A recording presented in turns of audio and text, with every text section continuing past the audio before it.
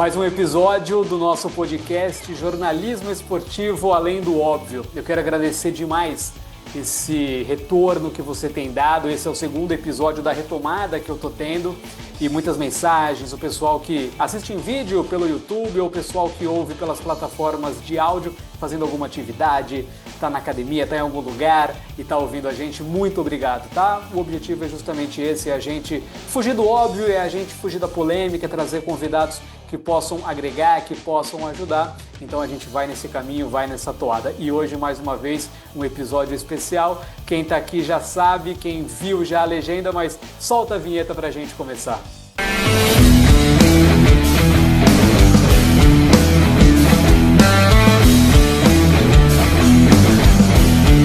O convidado é Felipe Ximenes, essa figura que tem revolucionado o futebol brasileiro. Não me canso de elogiar o Felipe, os trabalhos que ele vem fazendo nos clubes pelo país e, mais do que isso, o legado que ele deixa de conhecimento, de ensinamento para todos que queiram aprender mais. Eu já fiz o curso do Felipe, eu, um jornalista, e saí transformado, porque realmente as informações, a maneira com que o Felipe Ximenes conduz tudo é muito fora da curva, é muito além do óbvio, por isso tudo a ver com ele participar do nosso podcast. Felipe, grande abraço, prazer tê-lo aqui. Conta para o pessoal, a gente está gravando esse material dia 11 de maio de 2026, aonde você está, como você está? Grande abraço, Felipe, obrigado pela presença aqui.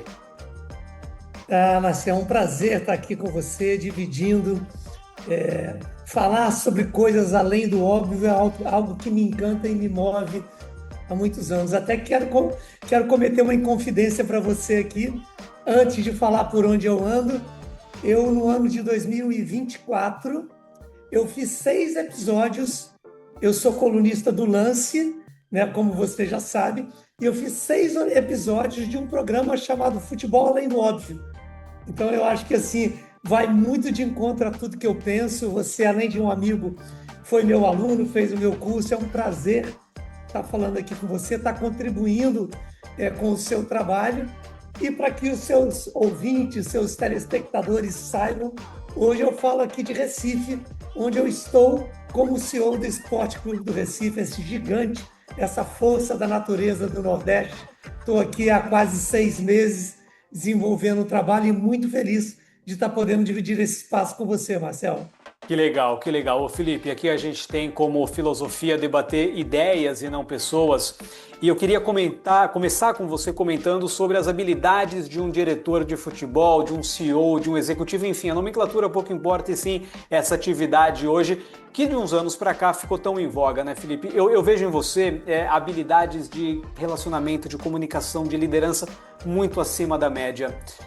Essas relações interpessoais, essas habilidades interpessoais, Felipe, você acha que hoje, em 2026, são as mais fundamentais hoje para qualquer profissional do futebol? Eu não estou desprezando aqui, Felipe, você vai me entender, as questões técnicas eu acho que a gente tem que estudar, eu estudo, você estuda, hoje a CBF faz um trabalho com as licenças, mas sobretudo no seu curso você foca muito isso, a comunicação, a liderança, os relacionamentos. Hoje essa é a principal habilidade que um executivo de futebol deve ter, Felipe? Absolutamente sim, Marcelo. Eu penso assim, a gente está numa era onde ninguém mais precisa de informação. Eu sempre falo, para informação a gente tem o Google, ChatGPT, Claude e tantas outras inteligências artificiais que estão invadindo as nossas vidas e trazendo novas ferramentas. Com isso, o relacionamento interpessoal, sem dúvida nenhuma, passa a ser um diferencial de qualquer gestor que queira se inserir no mercado de trabalho. Porém, Marcelo, antes de nos relacionarmos interpessoalmente, nós precisamos fazer uma lição de casa, que é justamente nos relacionar intrapessoalmente. Saber quem somos, saber as nossas valências positivas, as nossas características que não são bem aceitas dentro do mercado, os nossos principais valores, as nossas forças, as nossas fraquezas, para que a gente, a partir do momento que tenhamos condições de conhecermos a nós próprios, sejamos capazes de liderarmos equipes, se for o caso de termos posições de liderança, ou de sabermos ser liderados por líderes que naturalmente teremos como pessoas que nos conduzem na nossa vida profissional. Eu gosto muito de dizer, Marcelo, que o ano de 2025 foi o primeiro ano em toda a sociedade mundial onde 5 gerações se encontraram dentro de um mesmo ambiente de trabalho. Então, isso é um desafio tremendo para todas as pessoas. Seja você líder de pessoas que estão abaixo da sua geração, ou seja você liderado por pessoas que estão em gerações acima daquelas que você está fazendo parte nesse momento profissional da sua vida. Então, sem dúvida nenhuma, você saber se relacionar com as pessoas, você saber reagir às perguntas novas que surgem a todos os dias nas nossas vidas, sem dúvida nenhuma, é um diferencial competitivo e é o que vai gerir e o que vai pontuar a sua empregabilidade ou não no mercado de trabalho, não só do futebol, mas de qualquer segmento da sociedade. Sensacional, Felipe, você tocar nesse ponto de 5 gerações, né? Se a gente já tem hoje uma dificuldade de pai para filho, de pai para avô, você imagina 5 gerações, né? Com a velocidade que o mundo está mudando hoje. E aí, falando especificamente, Felipe, do dia a dia, né? Você como um executivo de 30 anos de esporte, que dicas que você dá para a pessoa conseguir manter essa inteligência emocional? Porque assim, né, Felipe, você é bombardeado com imprensa, com torcida, familiares, lidar com a família, com a gestão do tempo. O executivo de futebol, ele não tem casa, ele não tem cidade, ele muda toda hora, assim como o treinador de futebol. A minha condição como jornalista é menos volátil nessa questão geográfica, mas vocês do futebol não. E eu fico vendo, deve ser muito difícil lidar com isso, Felipe. O cara tem um filho na escola, o cara tem a esposa trabalhando. Que dicas que você dá, que conselhos que você dá, que atitudes tomar, é leitura, é livro, é curso, enfim, como lidar com tudo isso para uma pessoa que está no futebol ou que queira ingressar no futebol? Olha, que desafio, hein, Marcel? Que desafio. Eu penso que, assim, a primeira coisa que eu gostaria de falar, que foi uma coisa que eu aprendi na dor, porque eu acabei construindo a minha ciência através da prática, né, Marcel? Eu trabalho com esporte desde a década de 80, então a gente sempre teve uma literatura muito parca dentro do nosso país. Isso dificultou muito a construção do meu eu profissional, então eu acabei procurando justamente investir em produzir cursos, em escrever livros, para que pessoas que chegassem depois de mim não enfrentassem os imensos desafios que eu acabei enfrentando na minha construção como gestor esportivo. Mas eu penso que, antes de mais nada, uma dica que eu poderia dar, e essa é uma dica de ouro, é a seguinte: o trabalho não é a sua vida. O trabalho é só uma parte da sua vida. Não faça do seu trabalho a sua vida, porque se você assim o fizer, em algum momento que você não tiver o seu trabalho, e o futebol é um ambiente muito hostil e muito volátil, você vai achar que você não está vivendo. Então, equilibrar a sua vida social, a sua vida familiar, a sua vida pessoal com o seu trabalho é importante. Porque com a chegada das mídias sociais, Marcel, a gente acaba sendo puxado, sugado para a gente trabalhar 24 horas por dia, 7 dias por semana. E isso eu hoje, que já passei há muitos anos dos 30, há muitos anos dos 40, eu não aprendi isso e ninguém soube me aconselhar. Então eu procuro falar para as pessoas que realmente separem o trabalho da sua vida. Isso eu acho muito importante. Outra coisa que é muito importante é o seguinte: trabalhar com paixão naquilo que você está fazendo não é o mesmo de ter paixão por aquilo que você faz.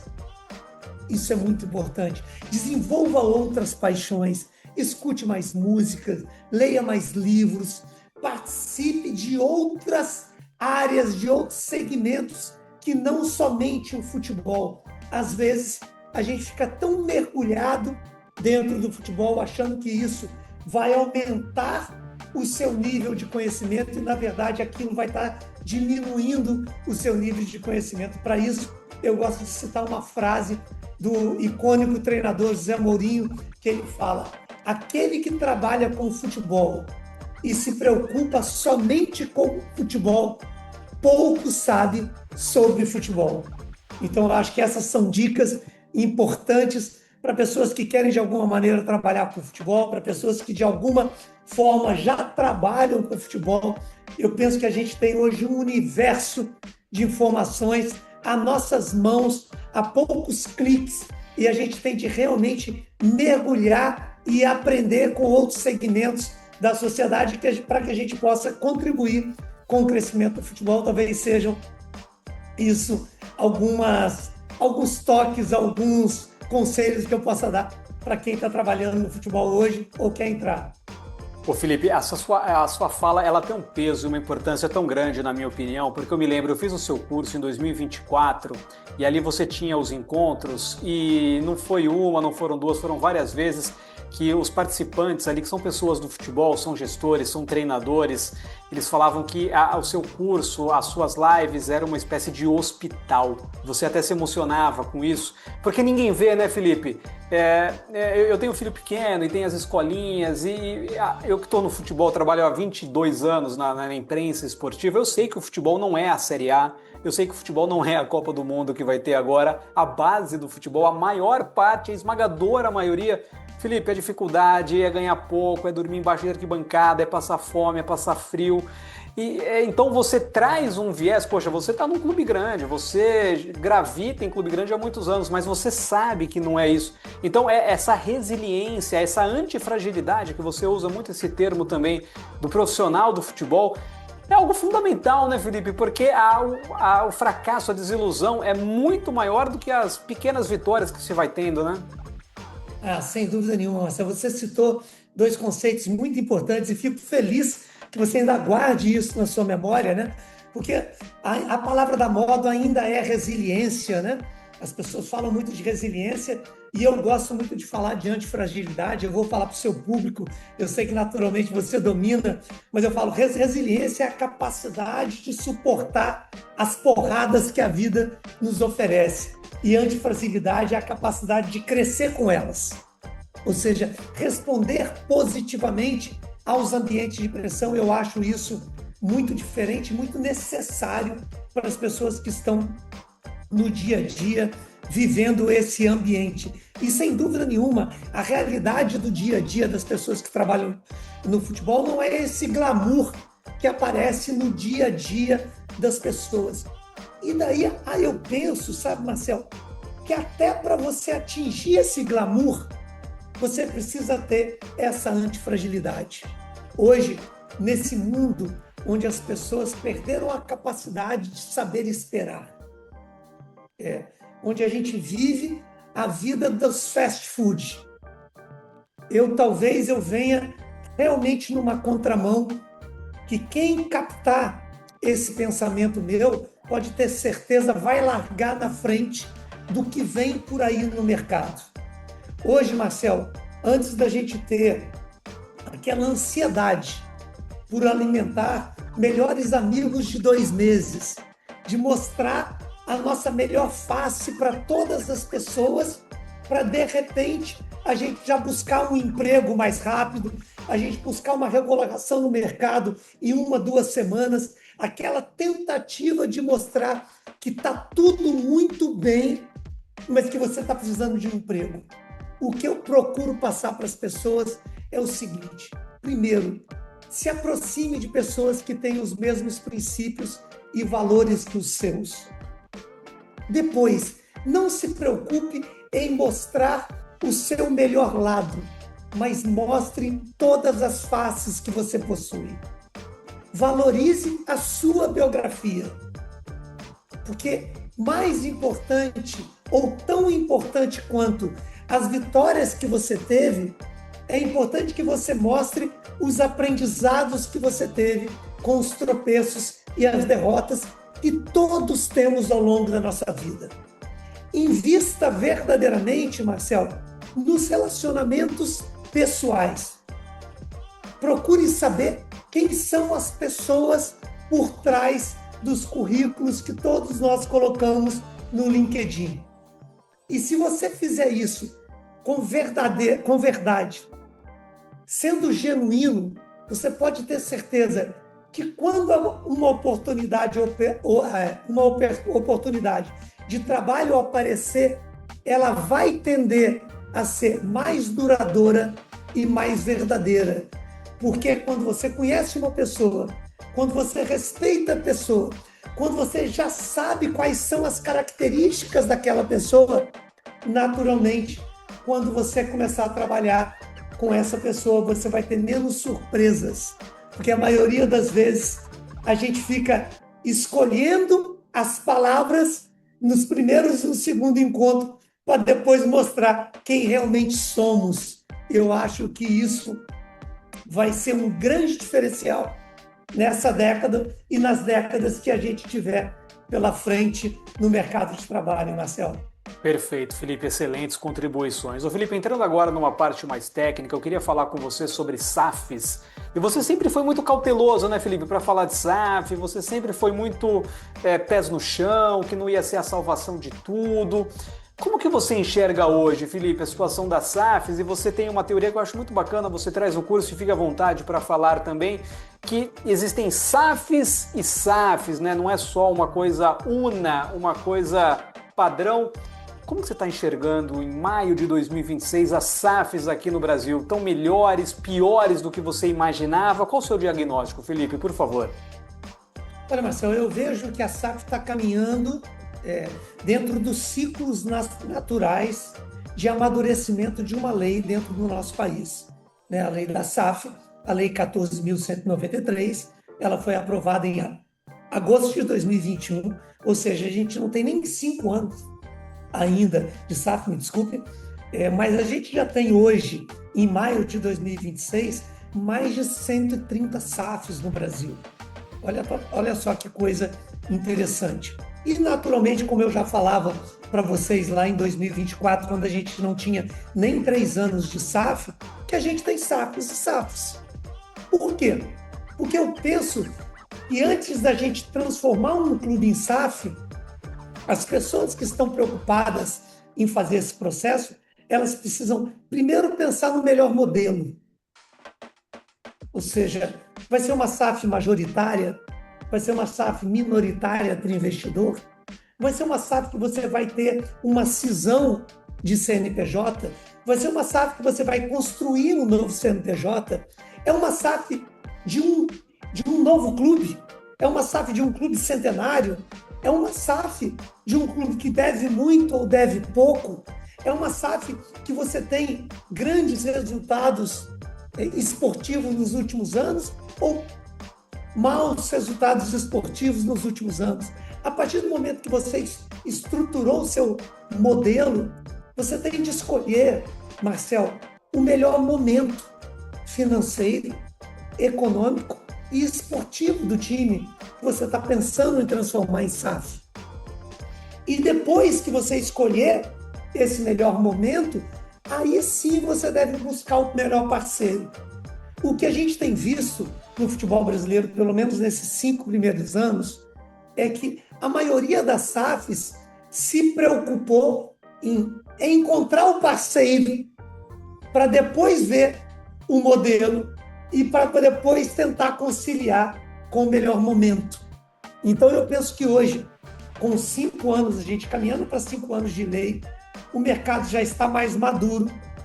Nós já temos exemplos de SAFs que caminharam muito bem, como o Bahia, como São Bernardo, que está na Série B do Campeonato Brasileiro, e SAFs que já foram até vendidas. SAFs que já precisaram fazer uma recuperação judicial da recuperação judicial. SAFs que já explodiram as dívidas que tinham há poucos anos atrás. Então, eu acho que hoje a gente já tem um N mais interessante para poder avaliar. Acho ainda que é uma grande ferramenta de captação de investidor, de trato de dívida e de extensão para que você possa ter um fluxo de caixa dentro do seu clube muito poderosa. Porém, eu penso que cada clube deve pensar em primeiro estruturar o seu modelo, escolher o melhor momento, para aí sim buscar o melhor parceiro para a implantação de uma SAF dentro do Brasil. Eu espero que com a chegada do fair play financeiro, que já está em transição dentro do nosso futebol, a gente possa ter SAFs realmente saudáveis e que possam transformar a gestão e a governança do futebol brasileiro, tão necessária para todos nós que somos amantes, né, desse esporte incrível que é o futebol, Marcelo. Ô Felipe, em cima disso, te chama a atenção e qual que é a reflexão que você faz de Palmeiras e Flamengo, que estão dominando há 10 anos o futebol não só brasileiro, mas sul-americano, não serem SAFs? São clubes políticos, né, que têm uma liderança muito clara, né? Hoje, o Flamengo é só a gente pegar como que saiu o Felipe Luiz, uma decisão presidencial. A Leila no Palmeiras a mesma coisa, uma figura que todo mundo sabe a quem responder. É coincidência? É boa gestão? Qual que é a relação que você traz com esse momento de SAF dos dois principais clubes que estão ganhando tudo, brigando sempre no topo, Palmeiras e Flamengo, não serem SAF e serem políticos, Felipe?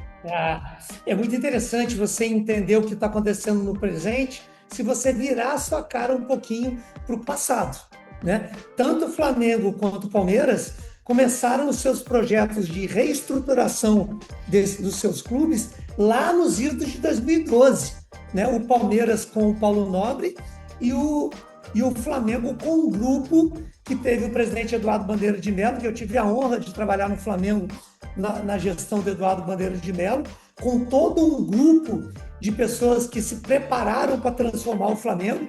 Todos esses clubes, inclusive o Palmeiras, caiu de divisão em 2012. O Flamengo, em 2013, no primeiro ano da gestão, terminou o Campeonato Brasileiro, se não me engano, em 15º ou 16º lugar do Campeonato Brasileiro.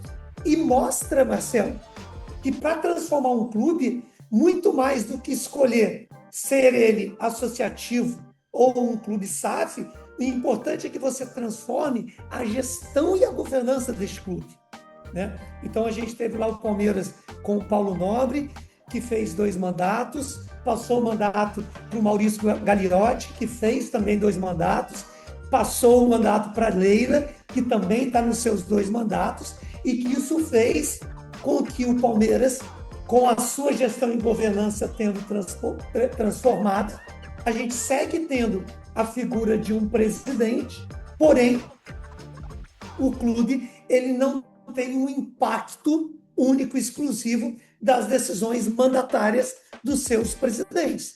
E no Flamengo não é diferente. A gente teve Eduardo Bandeira de Mello com 2 mandatos, depois a gente teve o Landim com 2 mandatos e agora o BAP fazendo o seu primeiro mandato.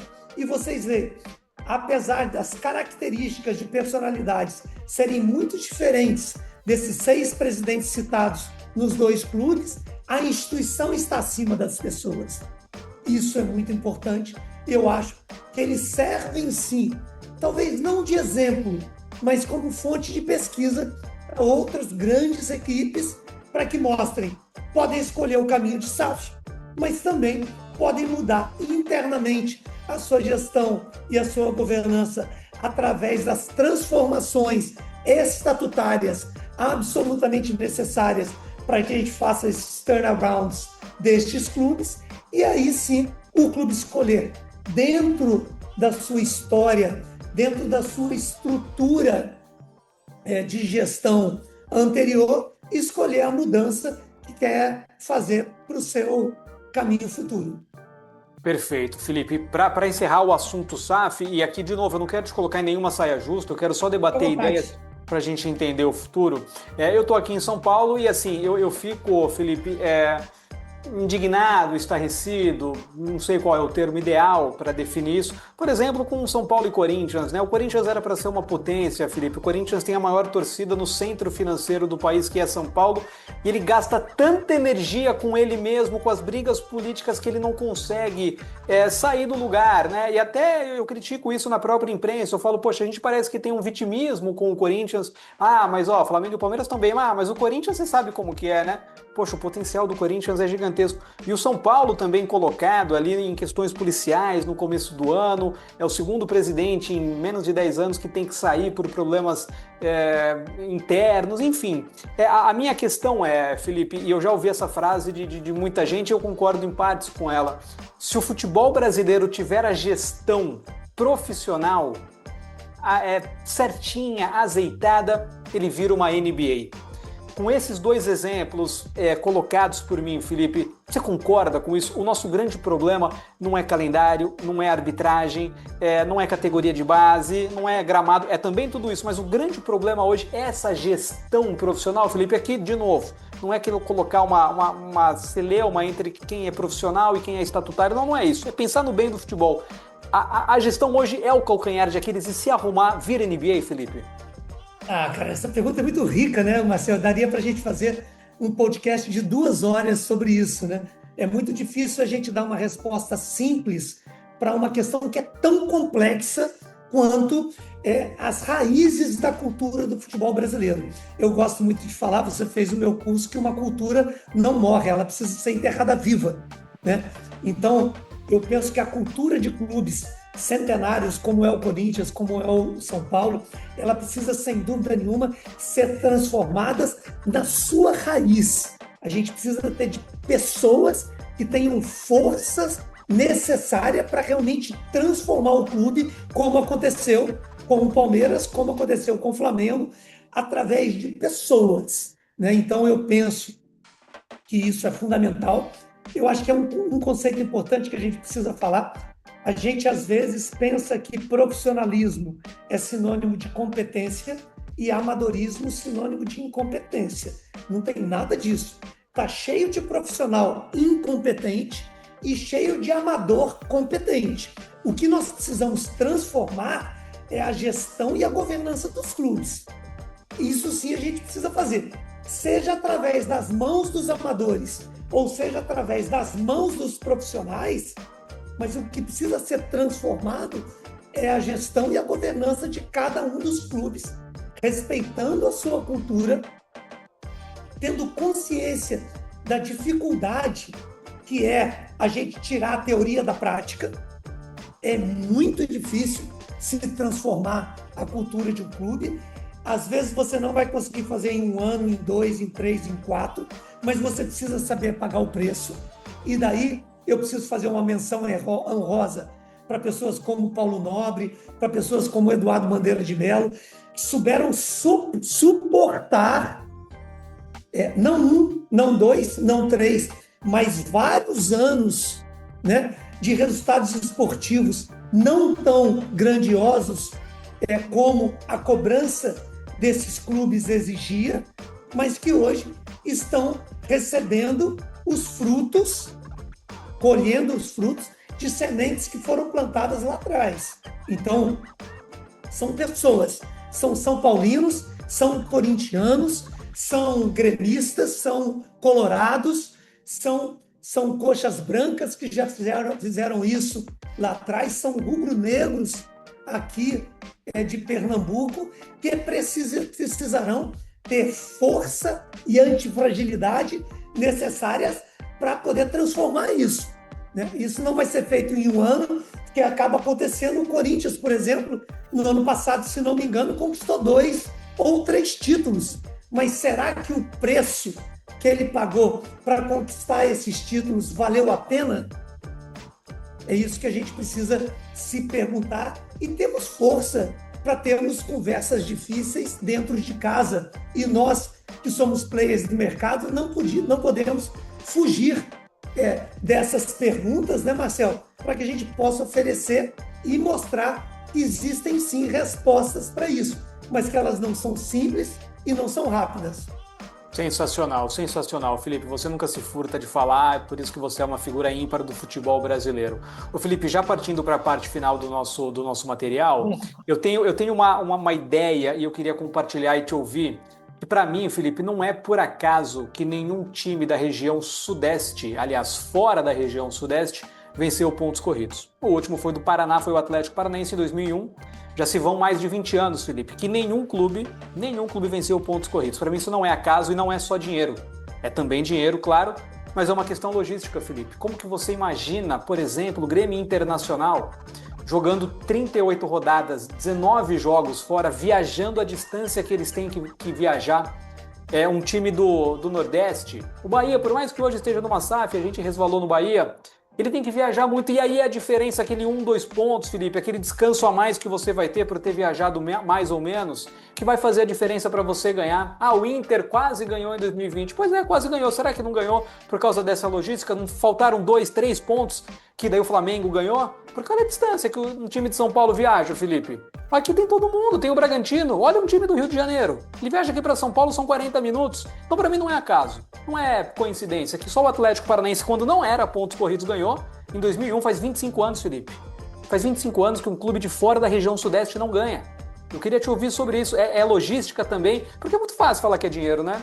Então, assim, o pontos corridos é justo até que ponto que ele é justo com o Bahia, com o Sport, com a Chapecoense, com o Grêmio? Enfim, eu sei que é um debate gigantesco também, mas eu tomo pedra quando eu falo isso. E não, pontos corridos é justo, você tá louco, o que você tá falando? Enfim, mas eu quero te ouvir como um profissional da bola, Felipe. Ah, que assunto rico, né, Marcelo? Que assunto rico, que assunto incrível da gente discutir. Sem dúvida nenhuma, é um peso tremendo, né? Eu estou aqui no esporte hoje, e o esporte, eventualmente, rapidamente, se Deus quiser, está na Série B do Campeonato Brasileiro, mas é uma logística absurda, é insano, sem dúvida nenhuma, o que a gente faz. Eu acho que é uma variável que a gente não pode desconsiderar nunca. Eu daria um peso muito grande para ela dentro dessa estrutura de campeonatos de ponto corrido, sem dúvida nenhuma. Eu tenho as minhas preferências pessoais, né? Eu acho que um campeonato como o nosso, brasileiro, num país como o nosso, com dimensões continentais, sem dúvida nenhuma, ele teria muito mais atratividade com os playoffs. A nossa cultura pede isso, né? Até extrapolando um pouco, uma coisa que me incomoda muito, né? E que eu acho que a gente precisava repensar: a festa da entrada dos clubes, dos times dentro dos estádios. Isso era maravilhoso, era um item da nossa torcida, da nossa cultura, entrar com 50, com 100 crianças, com festas incríveis dentro dos estádios. Os jogos que são disputados em ida e volta de mata-mata, eu acho isso incrível. E talvez, se a gente pudesse conciliar esse processo todo, talvez a gente aumentasse, sim, a competitividade, a gente pudesse democratizar um pouco mais os títulos no futebol brasileiro. Acho que são coisas que a gente deve pensar, que a gente pode pensar dentro disso, né? A Copa do Brasil é um exemplo fantástico desse tipo de campeonatos, né, Marcelo? A gente tem aqui no Nordeste a chamada Copa dos Campeões, a Copa dos Clássicos, que é a Copa Nordeste. Então, o brasileiro gosta desse tipo de coisa. Eu não tenho uma opinião muito formada, até porque o assunto ele é muito rico e muito profundo para isso, mas sem dúvida nenhuma a gente nunca pode descartar o peso da logística dentro do resultado final do nosso futebol. Perfeito. Felipe, para a gente já encerrar, te agradecendo demais o espaço aberto na sua agenda, você correndo pra caramba aí com o Sport Recife, reservou esse tempinho para bater um papo com a gente, muito enriquecedor. Eu tenho certeza que quem está acompanhando até aqui vai sair melhor dessa conversa, porque você é um poço de conhecimento. Felipe, eu só jogo a bola e você bate pro gol de maneira brilhante, sempre foi assim, e a sua contribuição para o futebol brasileiro, ela é gigantesca, Felipe. E eu imagino que você saiba o peso que você tem, mas é sempre bom reafirmar que você é um agente transformador através dos seus cursos, suas colunas no lance, enfim, a sua simples relação com as pessoas já mostra o quão diferenciado você é. Então, Felipe, eu queria fazer um bate-bola para a gente encerrar. Eu te dou uma palavra aí e você me devolve com uma frase curta. Claro, não tem que ser tão curta assim, se para você fizer sentido falar mais, fique à vontade, porque eu acho que esse é o intuito, é beber da sua fonte de conhecimento. Então eu te coloco, Felipe, a primeira palavra que eu quero que você traga para a gente. CBF. A maior instituição do Brasil, que está passando pela maior transformação dos últimos 30 anos de existência dela. Carlo Ancelotti.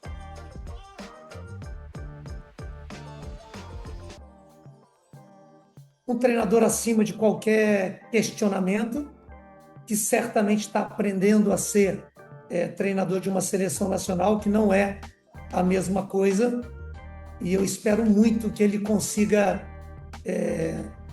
contribuir tudo que ele pode em um torneio extremamente competitivo e com características muito próprias, como é a Copa do Mundo. Eu desejo toda a sorte do mundo para ele.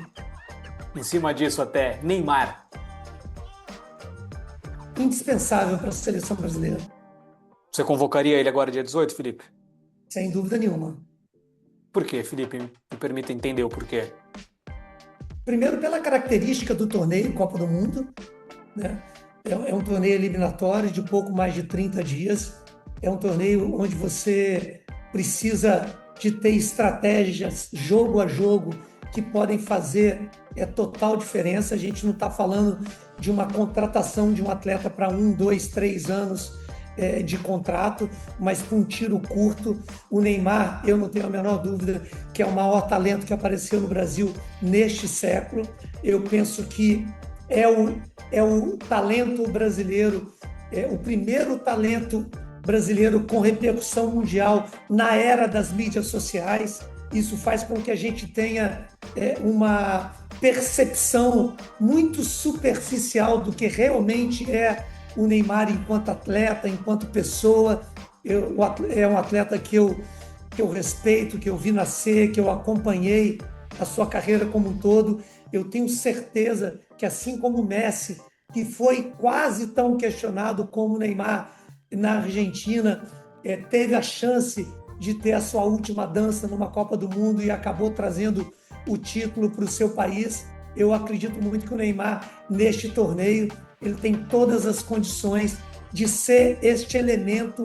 Eu tenho certeza que ele é e será o ídolo e a referência de todos os outros atletas que vão ser convocados para a Copa do Brasil. Espero muito que o Ancelotti tenha esse pensamento parecido com o meu e possa convocar o Neymar. Eu tenho muita expectativa disso. Maravilha. Felipe, muito obrigado então pela sua presença. Foi incrível. Grande abraço e mais sucesso para você, Felipe. O prazer foi todo meu. Sempre que você precisar, só me chamar, vai ser um prazer, Marcelo. Um abraço. Maravilha. Esse foi então Felipe Ximenes aqui conosco no Jornalismo Esportivo Além do Óbvio.